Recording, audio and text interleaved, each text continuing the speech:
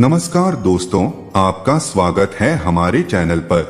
भगवान का एक विधान यह है कि हमारे कर्म, विचार और भावना के अनुसार ही हमें सुख या दुख की प्राप्ति होगी और वह सुख या दुख हमें खुद को ही भोगना पड़ेगा। मनुष्य के कब किए हुए पाप का फल कब मिलेगा इसका कुछ पता नहीं। भगवान का विधान विचित्र है। जब तक पुराने पुण्य प्रबल रहते हैं, उग्र पाप का फल भी तत्काल नहीं मिलता। जब पुराने पुण्य खत्म होते हैं, तब पाप की बारी आती है।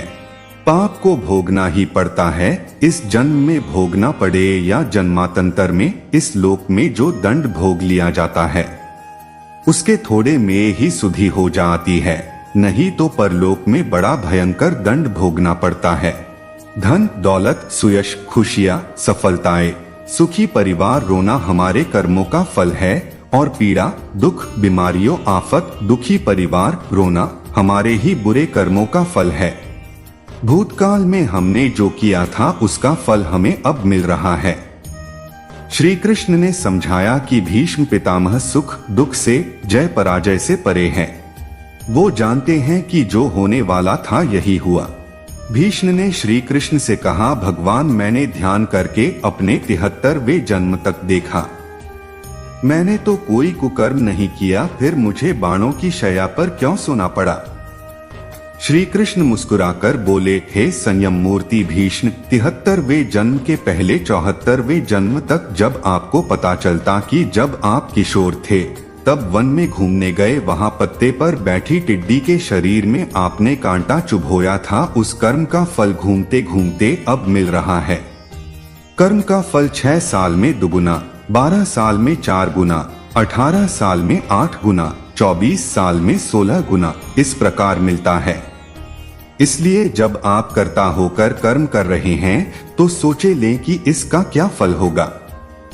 धृतराष्ट्र ने भी श्री कृष्ण से अपने कर्मों का हिसाब किताब पूछा। मैंने ऐसा क्या कर्म किया कि मुझे अपने 100 बेटों की मृत्यु का शोक मिला? मैंने अपने 100 जन्मों तक पीछे देखा है कृष्ण, लेकिन ऐसा कोई कर्म मैंने नहीं किया।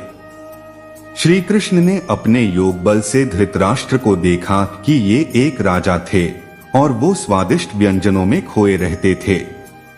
बिना विचार किए जो सामने आ जाता खा लेते, इनाम भी दिया। एक दिन रसोइये ने हसन के 100 बच्चों का मांस बनाकर एक एक करके राजा को खिला दिया। कृष्ण ने कहा, धृतराष्ट्र जी, आप स्वाद में अंधे हो गए, तभी आप इस जन्म में अंधे बने। तुम्हारे पुण्यों के प्रभाव से 100 जन्म तक तो तुम्हें फल नहीं मिला, लेकिन इस जन्म में हंस के 100 बच्चों को खाने का फल तुम्हें मिल गया, तभी तुम्हारे 100 पुत्र मारे गए। सोचो, साथ में क्या लाए थे और क्या लेकर जाएंगे? मनुष्य को ऐसी कमाई इकट्ठी करनी चाहिए जो इस संसार में भी काम आए और मृत्यु के बाद उसे हम साथ में भी ले जा सके और हमारे ही काम और अगले जन्म में भी हमारे ही काम आ सके।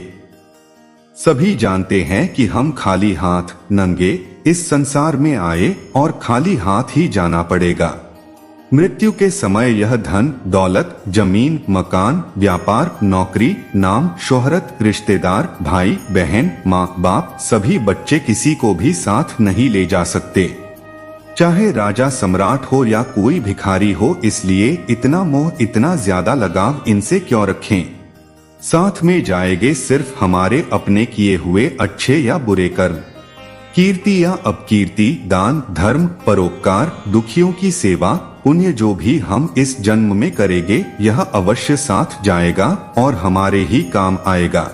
कर्मों का फल भुगतना ही पड़ता है, इसलिए कर्म करने से पहले एक बार अवश्य सोचें, क्या मैं यह सही कर रहा हूँ? अगर कर्म करने से पहले अच्छे से सोच ले तो शायद हम बुरा कर्म करने से बच सकते हैं। अगर आपने अपने आप को बचा लिया तो सजा से भी बचा लिया। आपने बुरा कर्म कर लिया तो एक न एक दिन भगवान अवश्य सजा देगा। इस जन्म में नहीं, अगले जन्म में ही कर्मों का फल भोगना पड़ता है। श्री कृष्ण जी ने भी गीता में कर्मों को ही सबसे उत्तम बताया है, क्योंकि कर्म ही हमारे भाग्य का निर्माण करते हैं। अगर हम अच्छे कर्म करेंगे तो हमारे साथ अच्छा होगा, अगर हम बुरे कर्म करेंगे तो हमारे साथ बुरा ही होगा।